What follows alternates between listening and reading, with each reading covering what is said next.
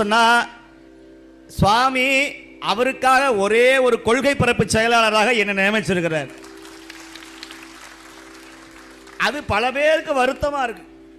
இந்த ஆளுக்கு மட்டும் இவ்வளவு மாலை மரியாதை கொடை. நான் மீண்டும் சொல்றேன், எனக்காக அவர்கள் செய்யவே கிடையாது. நான் பிச்சைக்காரன். ஆனா எங்க அப்பா யார் தெரியுமா? கோடீஸ்வரன். உள்ள உட்கார்ந்து இருக்கிறான்.